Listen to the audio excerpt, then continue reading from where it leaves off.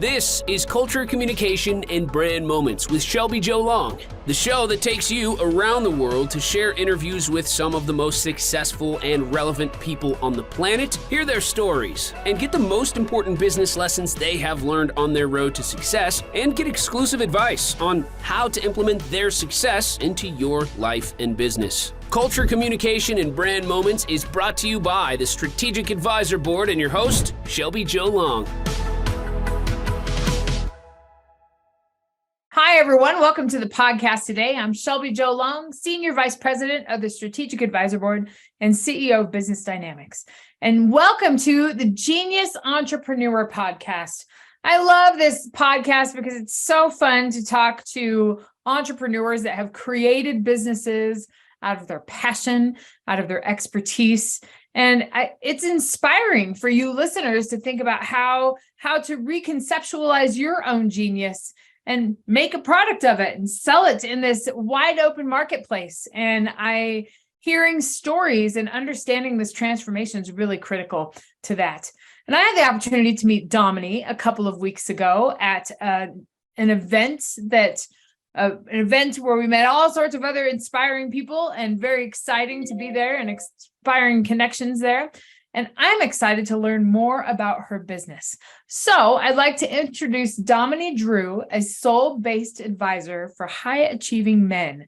And I cannot wait to hear more about her business. So Dominey, welcome to the podcast. I'm excited to have you here. Thank you so much. I'm super psyched to be here and super honored. And I'm really looking forward to this. Have been for a while. Yeah, I think this is such a fitting interview, particularly as I dive into the Female Founders series, because it's just to be inspiring to other people to think about their genius and think about their connections in a different way. And I think your business does exactly that. But I want you to tell us a little background about your business. Give us kind of the 360-degree overview, and then we'll dig a little bit deeper into your history. Absolutely. I'm really excited actually to share this on this particular topic because my work, as you'll see sort of as we dig in, tends to be the type of realm that can be really difficult to market. And there are a lot of people who really are quite skilled in this. And so it's something that I have managed to monetize. I have managed to create a business around it. And it was not the easiest, I'm not going to lie. So I started this work, probably the safest to say, is when I was about 19 years old, and I'm currently 38. So it's been almost 20 years in this field. And I really got into it because I was an absolute mess. Like I was just a goddamn mess. I was insecure on every level. I was just a mess of like self-hatred and body image issues and, things that a lot of us ladies really struggle with, and men do as well. But there's a special thing in today's society that really pushes on us ladies and creates some pressure. And I had all of that. I mean, I had no boundaries. I really just I didn't have a strong sense of self, and I couldn't tolerate myself. Felt like I couldn't be me any longer. Plus, P.S., depressed, on meds, anxious, all of the things. And I went to a weekend workshop, of a modality called pathwork, which a lot of people have not heard of. And I transformed more in one, 3 or 4 day workshop than I thought was humanly possible. And I was like, oh, I would like more of this shit, please. And so I just dived in. I studied that work intensively for about 5 years. And then I went to another intensive 4-year energy healing school. And then I got a master's degree, and I just kept going and going and going. And what I was really doing was identifying and clearing my own human bullshit, that a lot of us really just deal with on a regular basis, right? The self-sabotage, the negative self-talk, all of these things. And that's perhaps up to that point, not that rare of a story. But here's the thing that tends to set it apart and that I really get really excited about sharing, is that after a while, and I will be honest, it took some time, right? I've done this for 20 years. After a few years, right? Peeling back layer after layer after layer, I got to the bottom, and the issue was actually cleared. And that's a really important thing, because in the personal development or the energy healing world, people tend to be like, oh, well, it's never going, there's always more to go. And there's more to go. Sure. Between me and enlightenment, there are certainly a couple more steps. But let me tell you what, all of those things I just listed on my fingers there, they're all gone. Okay. They're not better. It's not like I've coped with it and I still get anxious, but oh, it sure is better. There is no anxiety anymore. There is no depression. I was on meds for about 6 years, did this work, got off the meds. I have no body image issues anymore. It doesn't come up. It literally doesn't exist anymore. Not that I didn't have to peel layer after layer, but that I did find a place where I got to a bottom. And I think that's really important because otherwise it just looks fucking endless. And so it's really important to know. And so now the work that I teach is this accelerated process of what I learned. So you're evolving, you're solving these issues in whatever time that you take, but in a couple of years, as opposed to, therapy for 10 years. And it's really accelerated. It's really direct, and the results that you experience are permanent. Sure. That's so, a few things stick out for me just from your explanation about that. Like, you've been there, you've done the journey, you've walked you've walked that whole journey yourself over an extended period of time, but you've been there and you recognize that and you understand how empowering that can be for an individual, no matter where they're at in their space, and particularly with leaders and CEOs that are in a space where they're managing so much and they're in charge of so much, and it's high ticket and it's high value, and then they have family and stuff on the side. So there's all sorts of things that are going on that are with female and male CEOs and male leaders, but you have been through that journey. So I think that's such an important experience. And then I'm going to ask you a little bit more about this, about kind of dive into that. Like, yes, you've been through that process over an extended period of time, but you've identified these principles that are key and that can help walk people through that process at their own pace, but it can be a more directed journey rather than maybe we'll try this, maybe we'll try this. So anyway, the work that you and I do is very similar. And I work in curriculum development, I work in program development, and taking these big ideas and focusing them into a few focus points. And so it's similar, but can you talk more about that? You don't need to give us the bullet points of the journey, but what was that process like, taking that journey and making it a focused process? Yeah, it's really interesting. The journey, I think, is probably, other than like, I have a profound knack for facilitating this work. I'm weirdly good at it, right? So that I did incarnate with, or whatever. That's a natural gift of mine. Other than that, I think the only real gift that I have to share, which is plenty, is the fact, just as you say, I've been through what seems like just about every issue there is, right? Because actually there aren't that many. When you come down to the source of them, it comes down to a few fundamental things. It comes down to a few fundamental things. And I had all of those. And so, whenever somebody comes to me, there's already a point of connection. Yep. I remember. Yep. I can see it through some version of your eyes. And there's a way that I can connect there. Yeah. And so, having been through it, I've worked with men in dating. That I started my business being a men's dating coach, not because I have any dating expertise, by the way. I don't, but that's fine, because nobody has any dating problems. They have personal problems that show up in their dating life. Sure.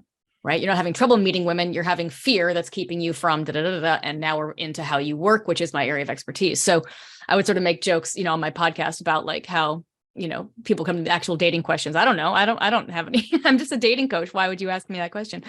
And so it really comes down to these sort of fundamental things. And so having been through all of these things, I was working often with the men about attraction, things like that, right? It's your mindset and actually not your physical body that people find attractive or they don't. So having gone through all of this work, I am now live a life, interestingly, because my life very much was very full of struggle and stress. Even if I was like in a field by myself, I was struggling. Like there was no, I didn't need the outside, instigation of that, but I just created my own. And now having worked through all of that, I live this life of this sort of effortlessness and ease. As I stepped into that, the way people saw me started to shift. People began to find me a lot more attractive, Sure. which was very interesting. But I didn't have that early on. So I didn't grow up being super hot, for example. And when I see women that are kind of like that, I actually have a lot of sympathy for that. Like that had to be really hard, I imagine, to be seen in such a way your whole life. And so because it creates a sort of, oh, I am this, you see yourself reflected in the world around you. There's like a lot in that.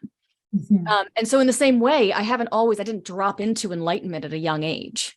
And so I have the ability to, the not even skill set, just experience, I suppose, of really having been through all of the nitty gritties, and it really helps to be able to teach. And so the field of energy healing, of personal development work can be really fucking hard to market. It can be really hard. Your skill set is essential here, because for you to ask me what I do is not as simple as maybe you would think it would be after 20 years in the field. Right.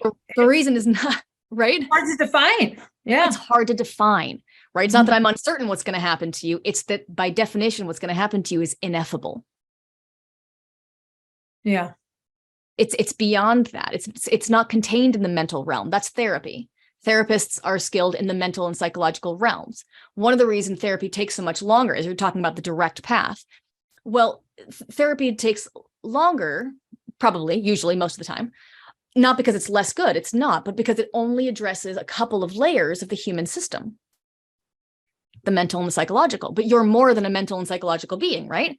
You have a physical body, you have emotions, you have an energetic field and a spiritual self. And, and so my work basically takes all of those levels into account at once. And so it really gets to the point where you know where you are. You have an idea of where you want to be. You just need the path to get there. And that's sort of what I provide. So it's a much, much simpler, much more direct. Sure.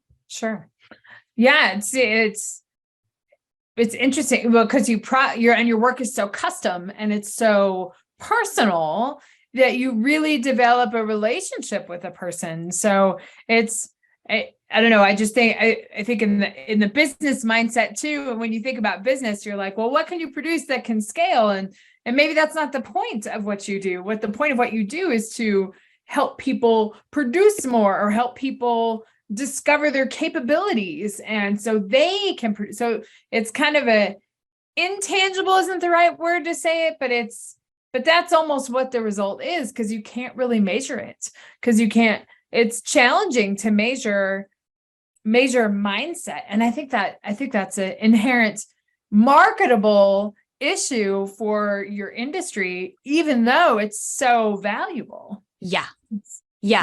Because just even stepping into the space is overcoming a huge challenge. So yeah, it really is. And honestly, the secret that I kind of wanted to share, this is why I was excited to come on the show. The secret of taking something that is ineffable, or coaching or whatever, as you coach someone, even in one area, what you're bringing their awareness, you're shifting them. So that impacts every other area of their life, which is which is on sort of more human level, what the ineffable thing sort of manifests as.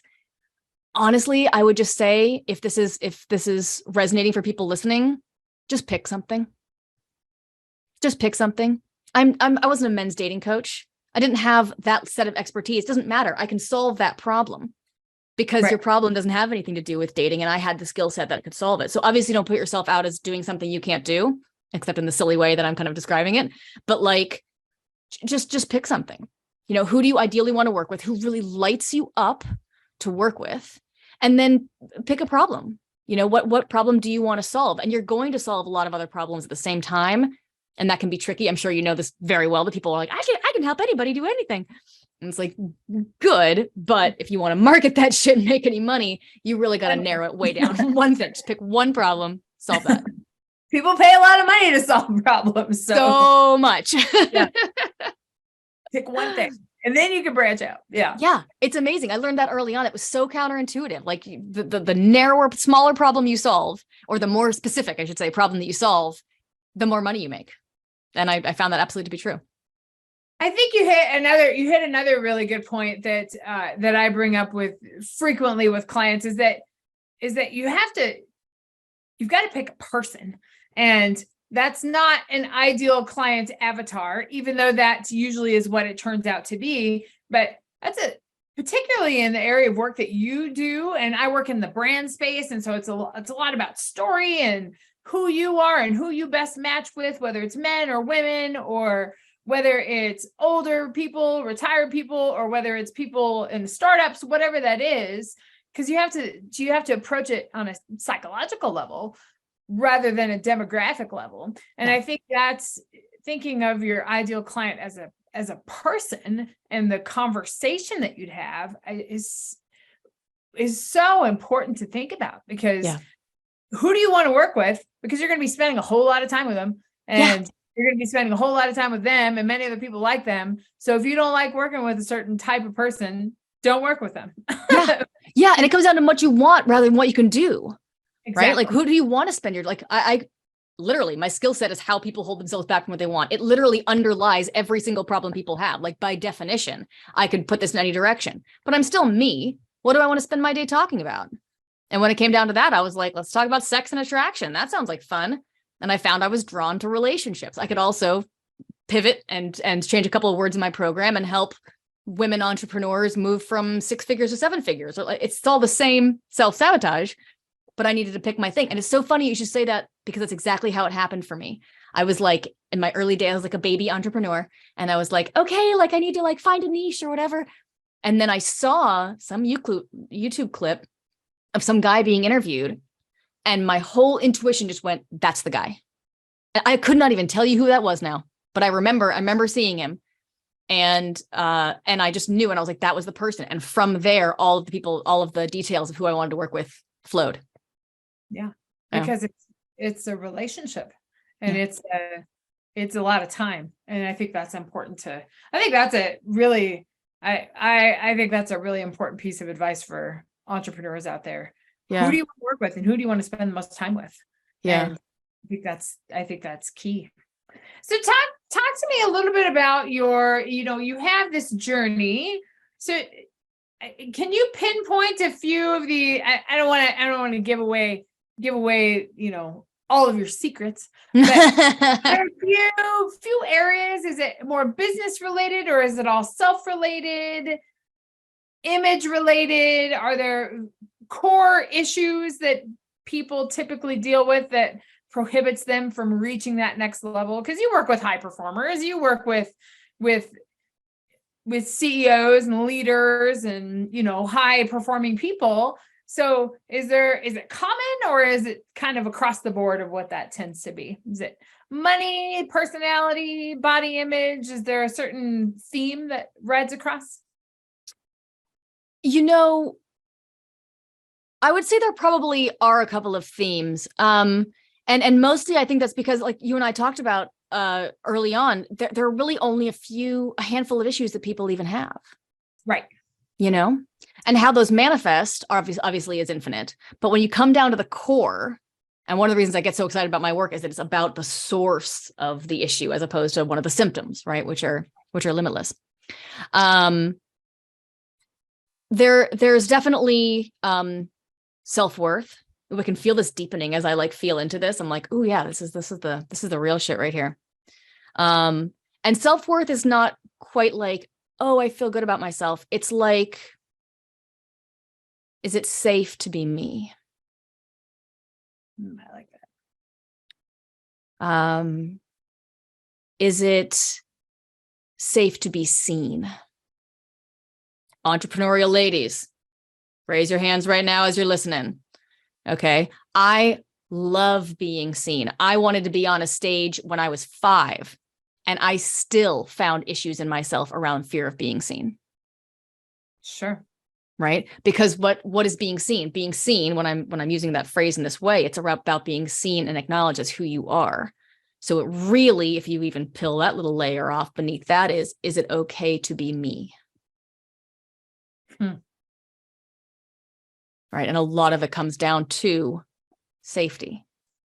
Right. Sure. Remember, this is not the adult mind. Okay. This is the child mind, when it's not safe, or people will leave me, or I'm not okay, formed right? That forms, human trauma forms from a moment when a child perceives its life as threatened. Sure. How hard is it to threaten the life of a child? Right? They're very vulnerable creatures. You leave them alone long enough, they'll die on their own, right? They're useless, adorable, but useless, right? No armor, no shields, right? So that can happen very easily. So that's why every human experiences a kind of trauma or wounding in their lives. And it doesn't matter whether or not you had a traumatic childhood. It has nothing to do with that, right? And so at some point you perceived your life as being threatened, and you gleaned some assumption from that. You created an assumption. Oh, people will leave me. And then that lodges in the back of your brain.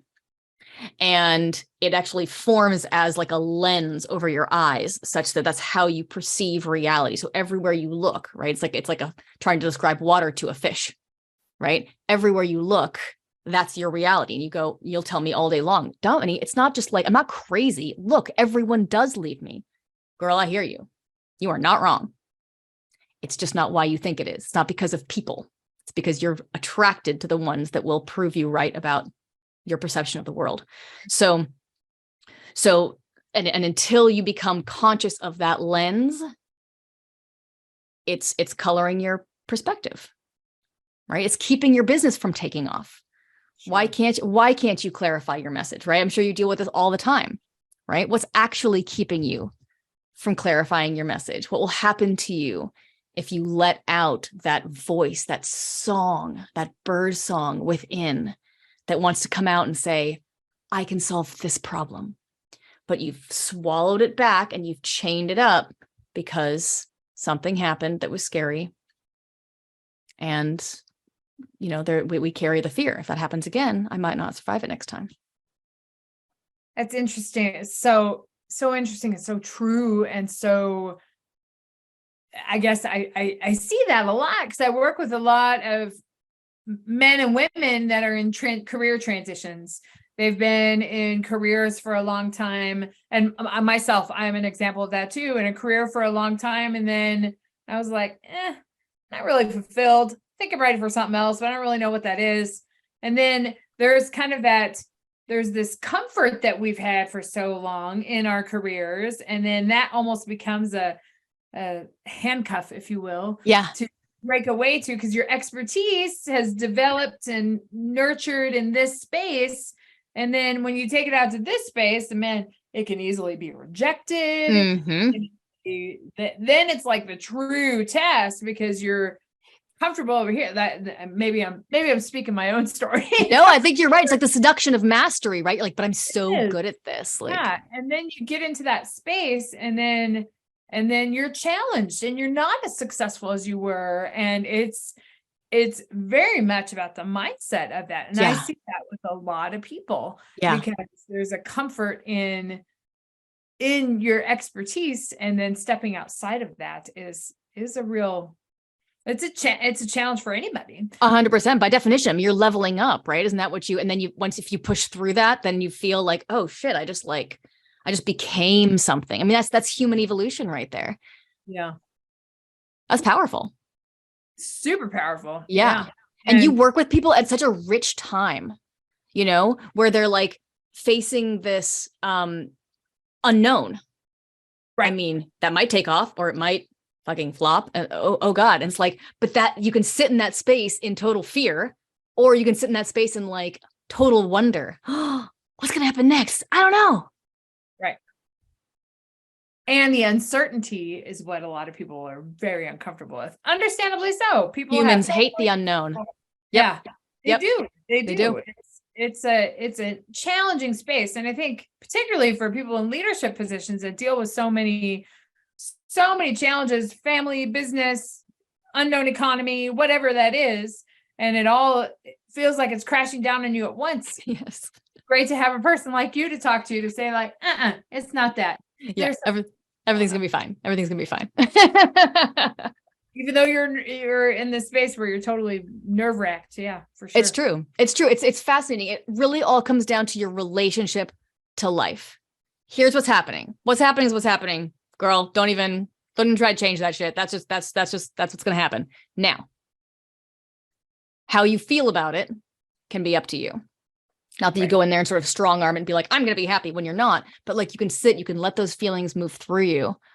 I imagine I imagine this probably comes into your work as well, but a lot of times when people sit down with me, the first thing we learn is like how to feel your feelings, right? They're not going to hurt you. They're going to be uncomfortable, but they can't actually harm you. Like you can just let yourself feel that.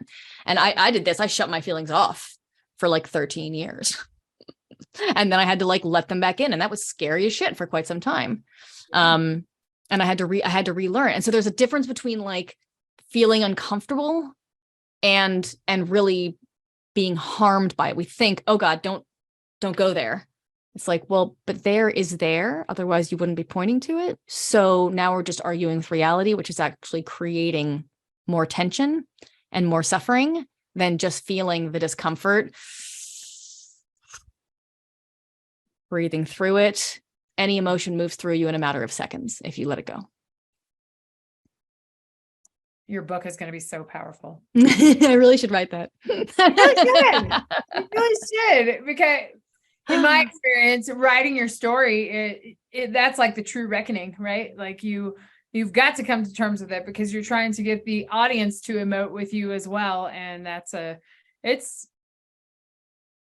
all out there. So it's really challenging. So. Yeah. That sounds like a really beautiful experience, like a beautiful becoming through that. It is. We need you guys, Shelby's trying to make me write a book.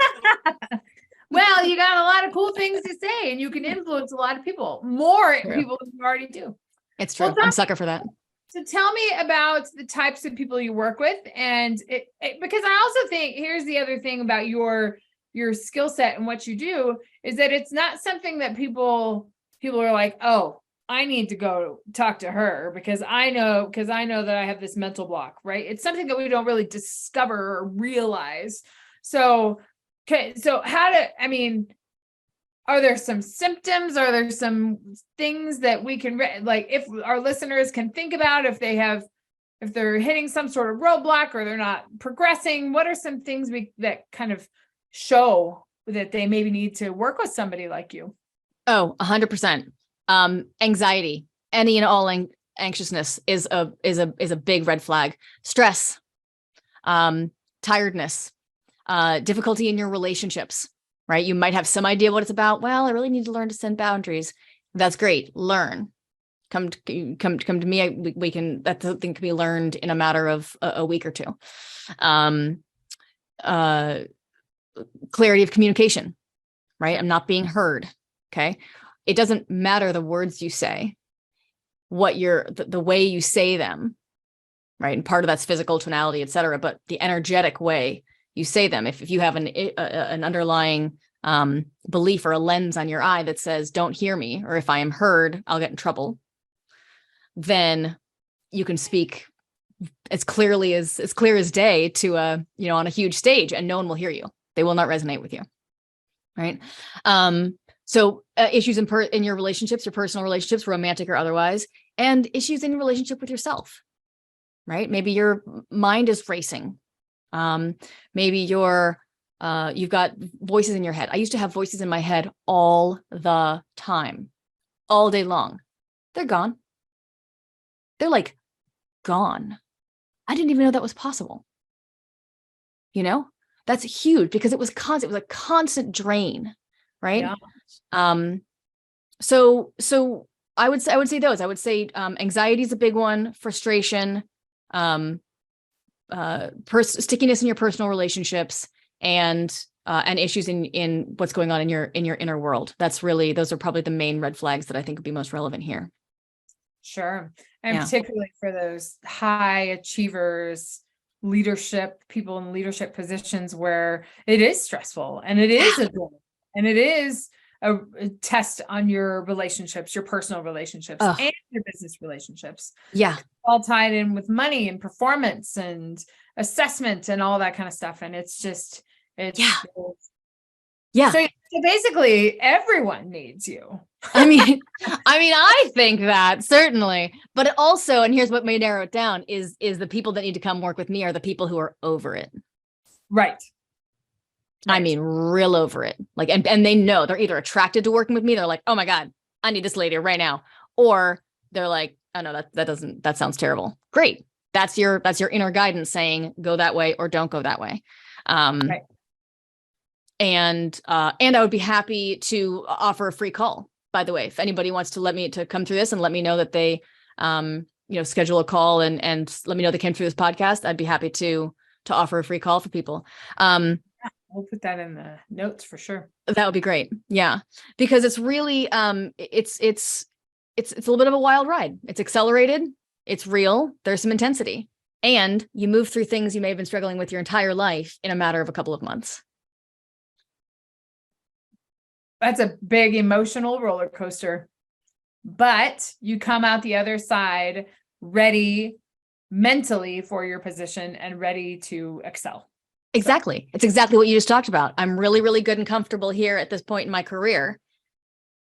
I'm going to go up to that next level. That's going to be uncomfortable. It has to be uncomfortable because by definition, what you're comfortable with is what's no longer serving you. And by the way, you're not that comfortable. Otherwise, you wouldn't be thinking about that next level up. Right. Okay. If you're comfortable being where you are, then you wouldn't want to move. Right. So something's calling you to next level of greatness. And it's just a matter of stepping up. And if you've got a hand to help you, then it's that much smoother and easier. Absolutely. You don't have to go at it alone. Two things stick out for me from this whole conversation is that you don't have to do it alone. There are people out there to help you. There are experts out there in this area, like yourself, to help guide through that process, which is something that, mindset, whatever it is, it's really performance, and it's really personal, and it's something that's challenging for all of us, whether you're an athlete or a business or whatever that is. Everybody's going to deal with that. And if you want to reach that higher level, it's important to have guidance and another person. Yeah. And I think that's so important. So I would encourage everybody to reach out to you, and we'll make sure all that stuff is available in the podcast notes. But the other thing is this idea of intuition.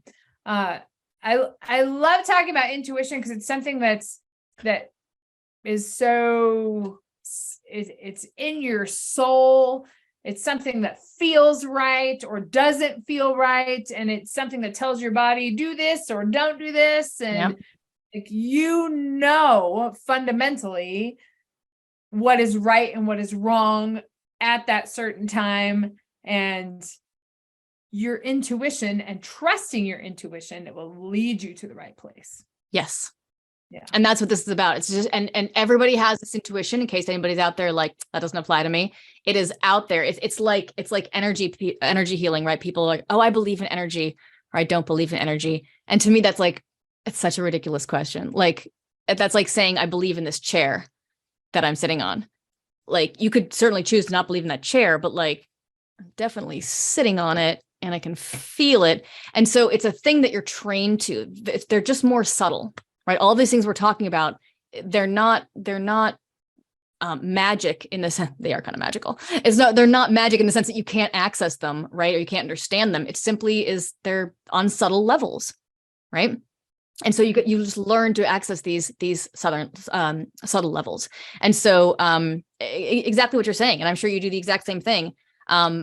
People, what you ferry people across, and it really does look like that, right? Like going from one bank of a river to another is exactly the same growth process that I teach as well. I do it. I'm focusing on the growth and you're focusing on the result. And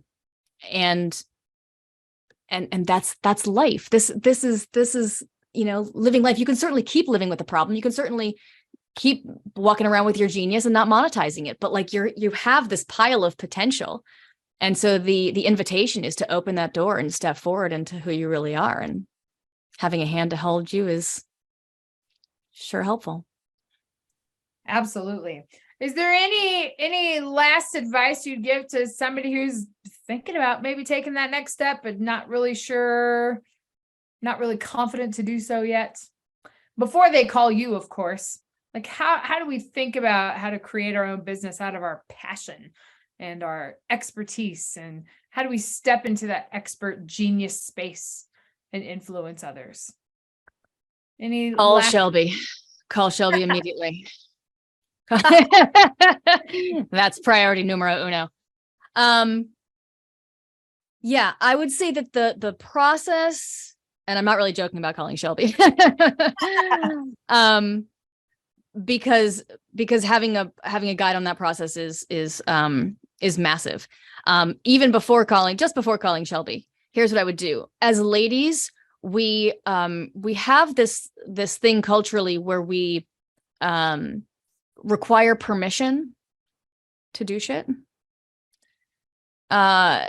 And I'm going to call it a habit. I don't think it's natural to us per se. Perhaps it's a distortion of a natural quality. So there's a process, and if you can tap into this before calling Shelby, then I think you're a step ahead, which would be sit in a room by yourself. Okay. Get the kids and the pets and the husband elsewhere. Okay. And simply to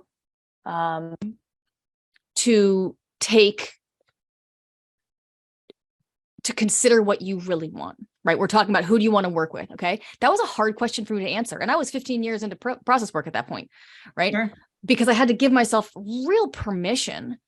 If I could actually work with whoever I want, right? What's the 0.001% of what I want, and let that be your vision. But otherwise there's all of this noise of shoulds, and, oh, my mom always wanted me to be a dentist, and so maybe I'll da-da-da-da. And that stuff can get really subtle, right? And so really giving yourself permission and tapping into your imagination and just write it down. It's you and you. There's nobody to, lie to here. And a couple of things happen when you do that. One is you give yourself permission, and things might come up that wouldn't otherwise come up. And secondly, is you begin to notice a fine distinction between who you think you are and who you really are. And coming in to, I say do this right before you call Shelby, because coming into your process, Shelby, with who I think I am, is just they're gonna lead you down the wrong path a little ways, because you'll probably catch it, not go too far. But it also it's creating this distinction, your authentic self.